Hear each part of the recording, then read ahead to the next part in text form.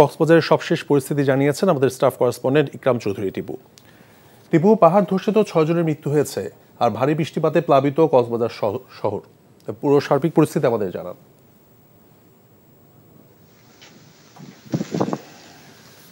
সার্বিক পরিস্থিতি বলতে কক্সবাজার এখনো বৃষ্টি হচ্ছে এবং সর্বশেষ গতকাল বিকেল 3টা থেকে আজ বিকেল 3টা পর্যন্ত আবহাওয়া আমাদেরকে রাতে 501 মিলিমিটার ঘন্টায় 501 মিলিমিটার বৃষ্টিপাত রেকর্ড করা হয়েছে। এটি হচ্ছে সর্বোচ্চ একটি রেকর্ড, বৃষ্টিপাতের রেকর্ড তারা আমাদেরকে জানিয়েছে।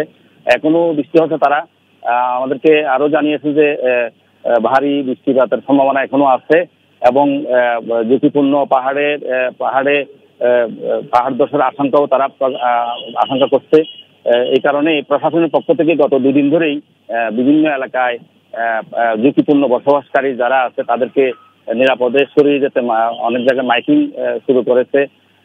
পাশাপাশি রোহিঙ্গা ক্যাম্পেও প্রায় 50,000 বাসিন্দা শরণার্থী বলা যায়, তাদেরকেও তারা ঝুঁকিপূর্ণ ভাবে বসবাস করছে। যেহেতু রোহিঙ্গা ক্যাম্প খুব ঝুঁকিপূর্ণ ভাবেই তারা ওখানে বসবাস করে, খুব বিরোধী পরিবেশ, ছোট ছোট বাড়িঘর, পাহাড়ের পাদদেশে সব বৃষ্টি বাদল হলেই ঝড়ঝাপটা হলেই তাদের এরকম একটা ঝুঁকি থেকেই যায়।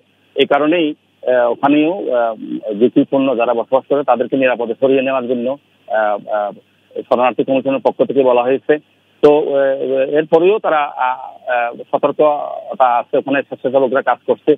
কক্সবাজারে সদর, চকরিয়া, রামু এবং যেসব ঝুঁকিপূর্ণ এলাকা আছে ওখানেও স্বেচ্ছাসেবকরা কাজ করছে। তো ইতিমধ্যেই ঝড়ের বা ভারী বৃষ্টিপাতের কারণে শহরের নিম্নাঞ্চল যেগুলো আছে ওখানে প্লাবিত হয়েছে, বাসাবাড়িতে পানি ঢুকেছে। তো তাছাড়া গ্রামের বেশ কিছু এলাকা, প্রায় কক্সবাজার জেলার অর্ধশত গ্রাম এখনো পানিবন্দী বলা যায়।